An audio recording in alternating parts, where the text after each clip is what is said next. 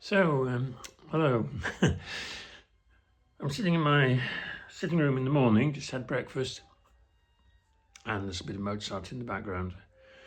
And I've been meaning since Christmas, really, to do another YouTube video on the Lucy Letby case, of course.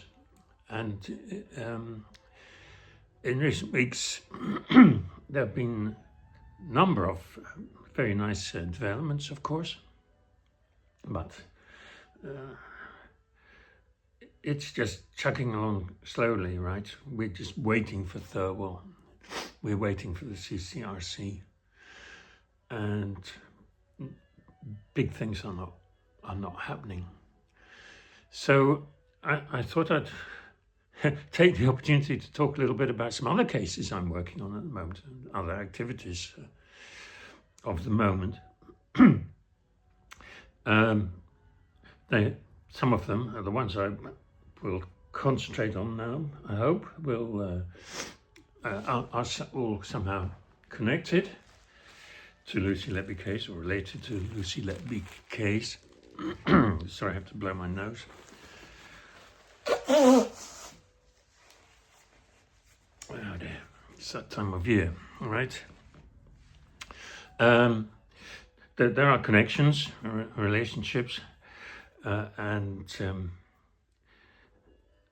it's going to be a little bit of a ramble, and I'm not going to use high-tech graphical illustrations and put text onto the screen and stuff like that. So I will be naming names of people and names of websites, and I hope you can hear what I'm saying. And if you didn't hear, then well, you could email me. You could email me and ask or write in the comments.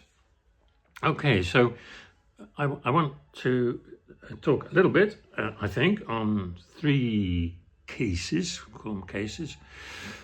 They are kind of being considered by my foundation, Science for Justice NL. So we can call them cases.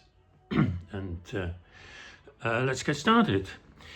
Let me start with the extraordinary case of Charlton Harris, or Charles Harris, or Charlie Harris, who has got a website which is www.bentjudgejamesgoss.com. So Bent Judge James Goss is all one word, and I'm sure people here recognize which judge we're talking about here. Now, this website is about a case in which Charles was sentenced to 5 years in jail by Judge James Goss many years ago, and you can look up on the website and see how many years ago, long time ago.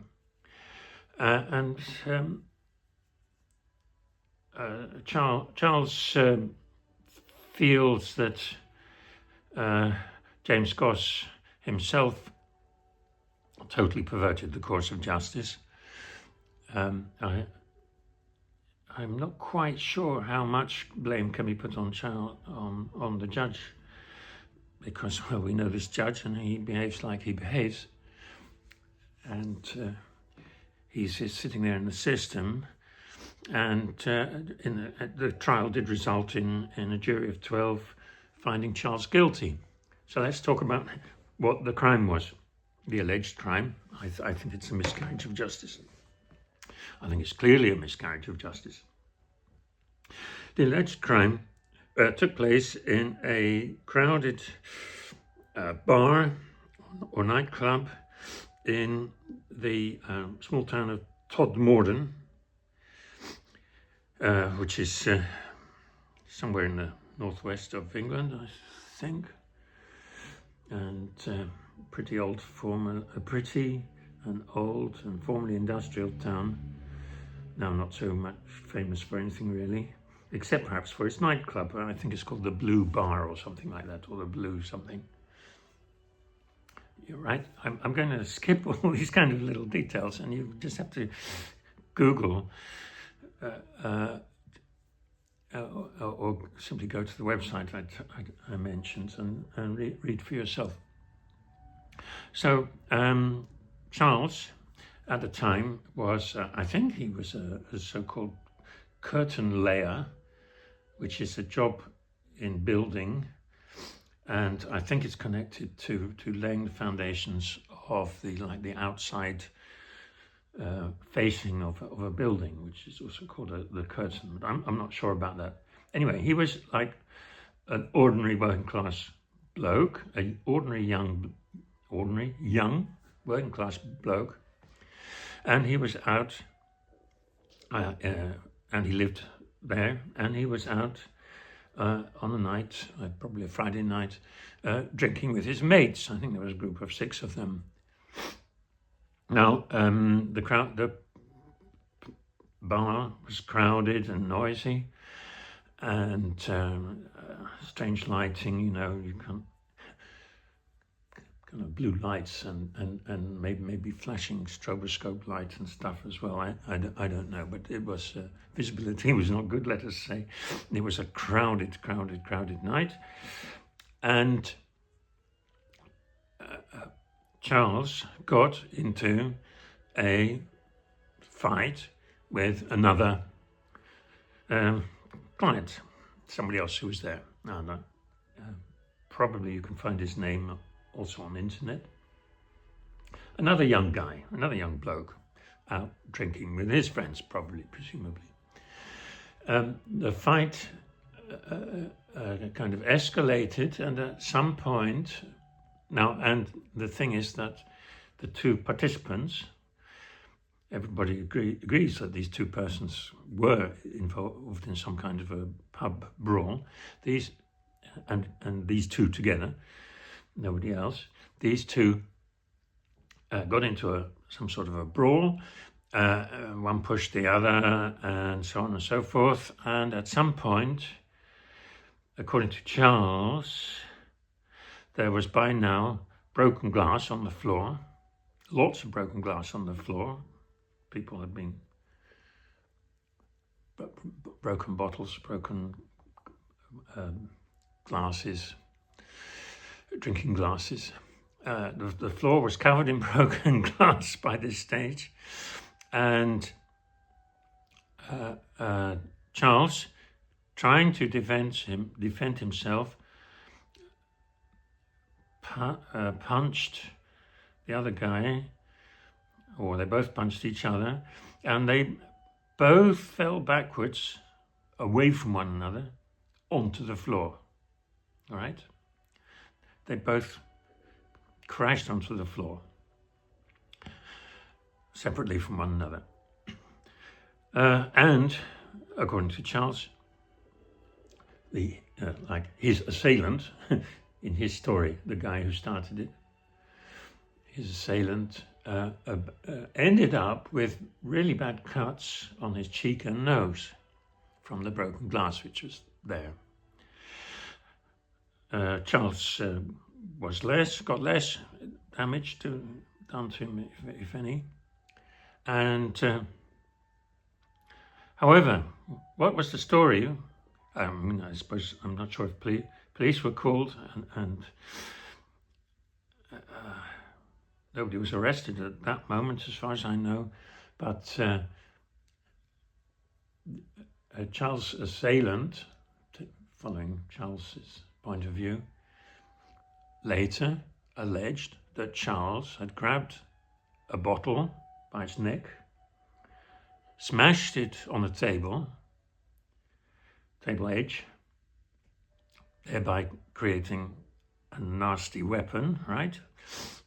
Jagged, half-broken bottle, and actually slashed his assailant in the face. As far as I know, there are about half a dozen witnesses who were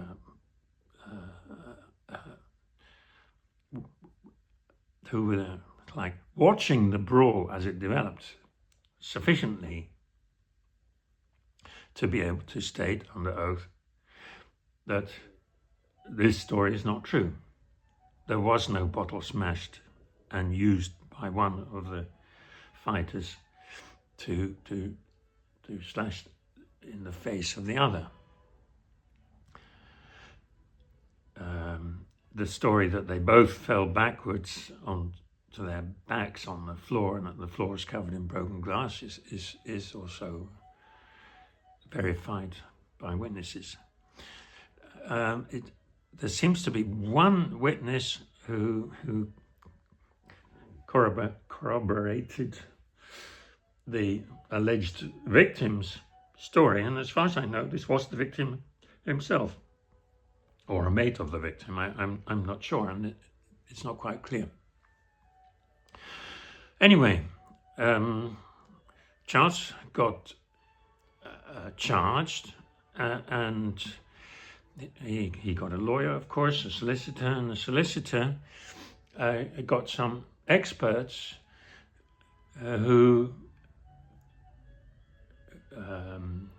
medical experts who testified, wrote reports saying that the injuries to the other guy's face were completely compatible with broken glass on the floor after they'd fallen to the floor, and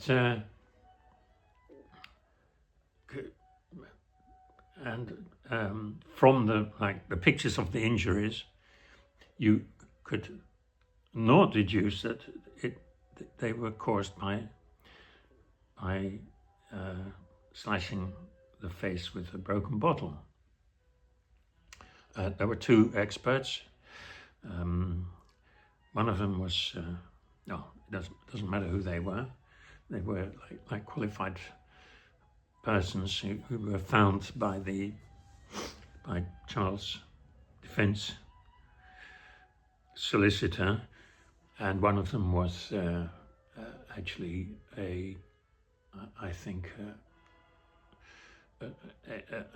like a police expert. I mean, not a pathologist from a hospital or whatever, but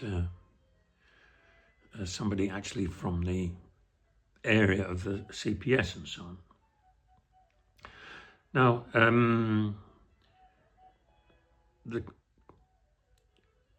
according to Charles, and I'm trying to verify this, in the transcript of his transcript of his trial, Charles Goss has removed a large section, maybe 15 minutes or more of the transcript, so that what's left confirms the prosecution story. He believes that Charles Goss has done that himself. Who knows? I'm trying to get hold of the transcript, and in particular, I want to get hold of the judge's summing up and instructions to the juror. These seem to me to be vital things to look at. The jury did find Charles guilty, and not that that proves anything. He got sentenced to 5 years in jail. He continuously protested his innocence, and therefore he actually sat the whole 5 years. He has been on hunger strikes and things like that. He sat out the full 5 years, and the whole experience so shattered his life that he later became, I think, addicted to drugs. He got out of the drug addiction, but he got really sick, and he's now not sure how old he is now. He's in a bad way now. His life has been ruined. He never had a job again after that,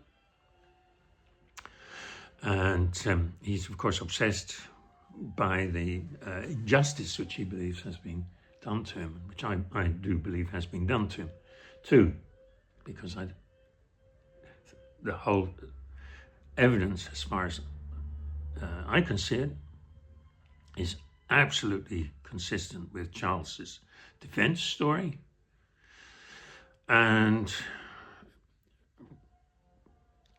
in so much so that it kind of it really is strong. It's strong forensic evidence, you could say, for the defense, but instead but somehow the jury found him guilty, and he spent 5 years in jail, and this ruined his life. Right. Okay, so he has a website, and it is, as I said, bentjudgejamesgoss.com, and it was in a somewhat amateuristic state. I mean, I think the text is mostly written by him, and he's not a great writer, and it is very spare on kind of the background details, so it goes straight to the heart of the matter, which is fine. But a newcomer will want to know a little bit more about this disco or nightclub in Todmorden, and a little bit more about the persons involved and so on. So, like the clue locale is missing, and I think you needed to better picture what is going on here. And I've been helping Charlie with the help of another person to whom I will soon turn, Lucy Turnbull.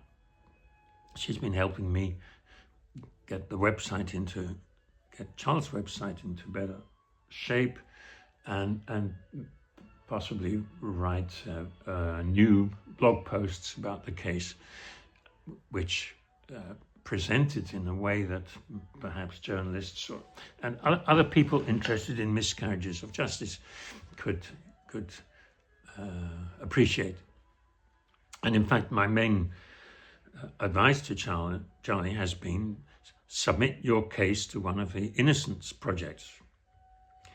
And for that, you need to explain it.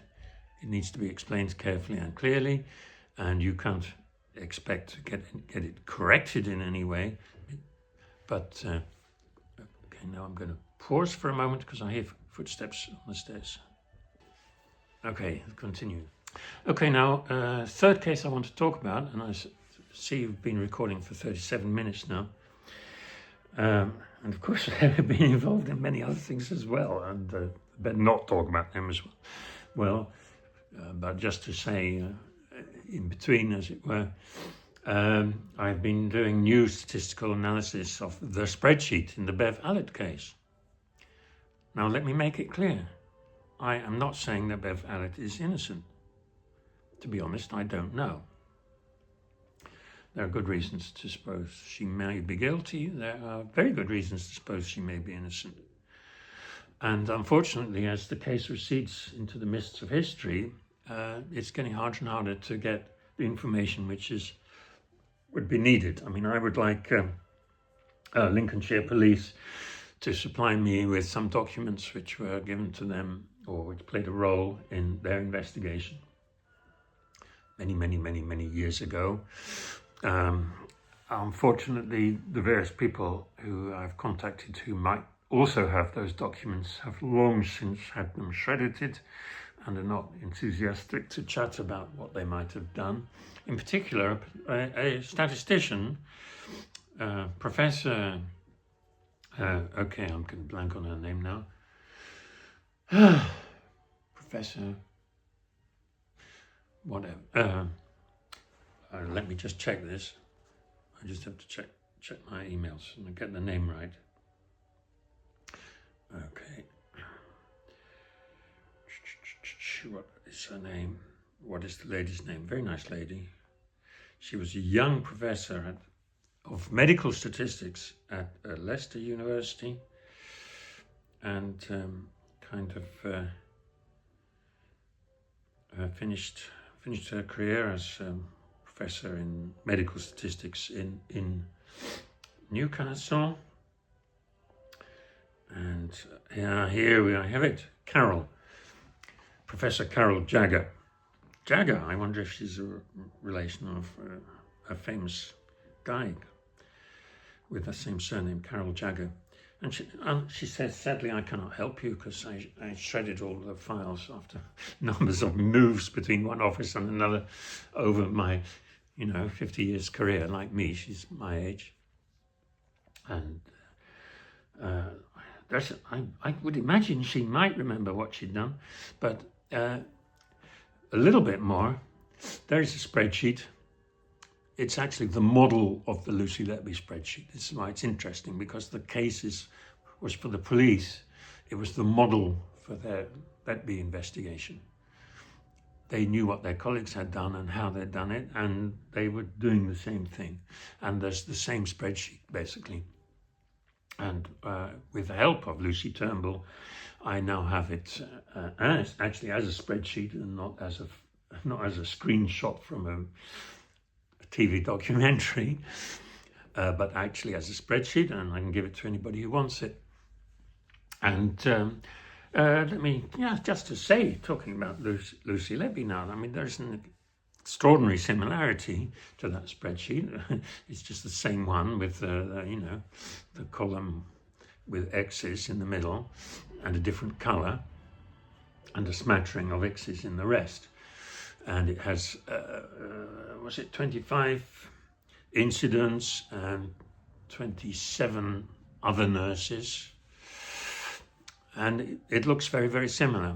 And the similarity is pretty deep. For instance, there's a very small group of nurses, 4 or 5, who have a large number of shifts when incidents happen, but only 5 of them. Okay, and then there's 22 with very, very few or almost, or none even. So those nurses are very, very different. A small number are presumably full-time nurses working full-time for the period of interest. And the others are maybe only doing morning shifts or afternoon or half shifts or whatever. They're not comparable. So there is, if you want to do statistics on that data, there is a confounding factor, which means something else which could partly explain the correlation. The association is obvious. It's the amount of time different nurses actually spend in the unit in the period of interest, and of course also their qualification. Which band are they? Are they the nurses who are most qualified and working most? And their X's, their column with X's, stand out once you've seen them from the others who just have a tiny smattering of X's. Now, it's also clear that, what's her name, Carol Jagger, did a statistical computation for the police, Lincoln, West Lincoln, I don't know, for the police at that time, and came up with a probability, and it's not quite sure what the probability actually is of, but basically thought of by everybody who sees this as the probability this could be chance. Okay, now it's reported that it was less than 1 in 10 million. And remember, that was the question which Chester Constabulary asked Jane Houghton. Could you come up with a probability for us? Something like, say, 1 in 10 million. Ballpark. Well, I've done a little calculation, and one simple naive analysis gives 1 in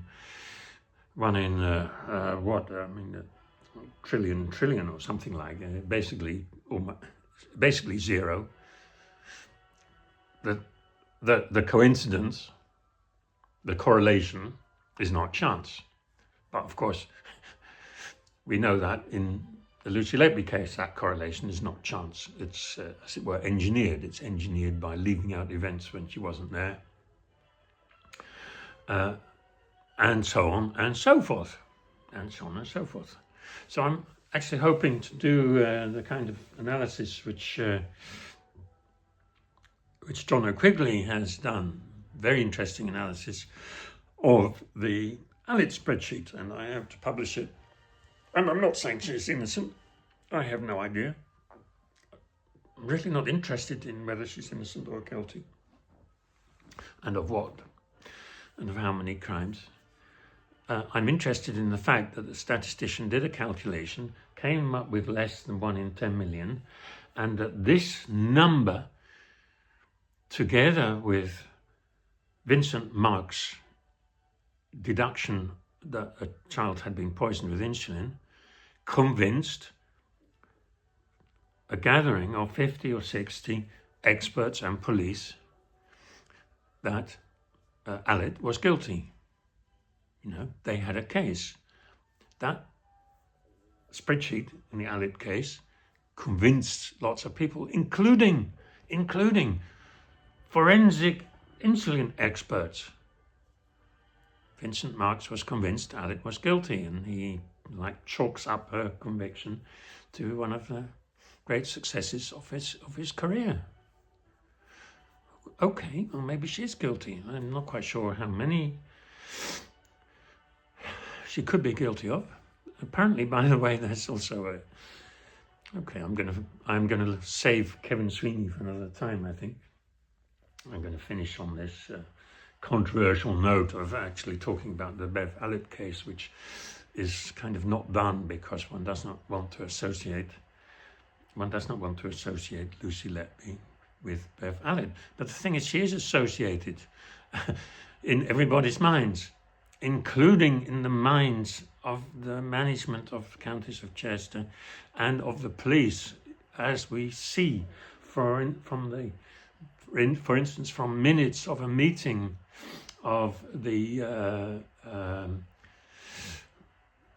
executive board of the hospital with the board trust, who's about the upcoming discussions with police, in which the chairman of the board of the trust explicitly talks about Bev Allitt. You know, we don't want people to think we have another Bev Allitt here. He does. He knows that the police will think that, and he doesn't want that in publicity because he's interested in the reputation of the hospital. So the cases are connected, and whether and I wanted to say, then there's also the confession. Well, the Allitt's confession is not written on paper. It wasn't recorded or filmed. It was made, we are told, in a conversation with a policeman who later said she confessed to 4, I'm not sure, 4 murders or 4 of the cases. And the confession, okay, so it's just the words of this policeman. And this was used to part of the process whereby she ended up in a lunatic asylum rather than in a regular prison, which... since her conviction was inevitable, was like a smart move on her part. But the policeman revealingly says that he is not going to say which of the 4 cases she confessed to, because out of respect for the families. And I'm not even sure if he even knows which 4 she was referring to. But anyway, that's what he says. So that's not exactly, I mean, that's a That's not a confession. It has no evidential value. Let me say it that way. At that point, she'd been, persecuted for years. Yeah. Well, other interesting things there are the enormous fight that was going on between the two consultants, one of whom believed it was guilty and the other believed she was innocent, at least till the verdict. They were fighting one another. The place was a disaster. I read that 2 nurses actually committed suicide. I wonder if one of them was actually a murderer. We never talk about those 2, do we? Okay, weird case. A very weird case, and definitely the playbook for Cheshire Constabulary. And I've been saying for a long time that the case deserves academic study. And I've been saying probably that won't be possible till after Alit's death. But maybe it will happen sooner. Right, I'm now at 50 minutes, and I haven't told you about the case of Kevin Sweeney, who committed a completely impossible crime in the Netherlands by setting fire to his wife's bedroom while he wasn't there. And the fire evidence says she was smoking in bed. A forensic fire expert said that it was a myth that fires are started by smoking cigarettes in bed, whereas the statistics show this, the major cause of bedroom fires is smoking a cigarette in bed. Don't do it. If there's one thing you take from this little video is don't smoke in bed, because if you fall asleep, as I hope you would do, and the cigarette falls between the mattress and the headboards at the end, right? And if it falls in a vertical position, which actually is quite easy to happen, and then in your very own breath will cause the drafts, which enables the slowly combusting cigarette to set fire to the fabrics. And I can tell you that a somewhat old mattress produces incredibly disgusting and poisonous fumes as it is slowly heating up. And it doesn't really burn, it sort of evaporates, and the vapor it produces is inflammable, highly inflammable. Goes to the ceiling and gets hotter and hotter and suddenly ignites, flashover. Right, so that's how Kevin Sweeney and his wife died, I believe. And there's an interesting... Now, he was an Englishman. He was born in Bombay, I think, and the Dutch police, who were pretty incompetent, thought that he was Indian and not British. But interestingly, British police got involved in the case and giving advice to the Dutch police and meddling in the trial, meddling with the police. And it seems that they were actually MI5 policemen, all right? Sort of secret police. And why was that? That was because Kevin's wife... Oh, please don't come in. Just 5 more minutes. Okay, sorry. I'm going to finish in 5 minutes. I have to finish in 5 minutes. There were MI5 police helping the Dutch police in their inquiries. And why would that be now? Well, Kevin thinks he knows, and it's connected to a former relationship which his wife had. His wife was like bisexual or lesbian, I don't know. But anyway, I mean, she had relationships with all kinds of people, and she'd had relationships with an English millionaire or billionaire, I don't know.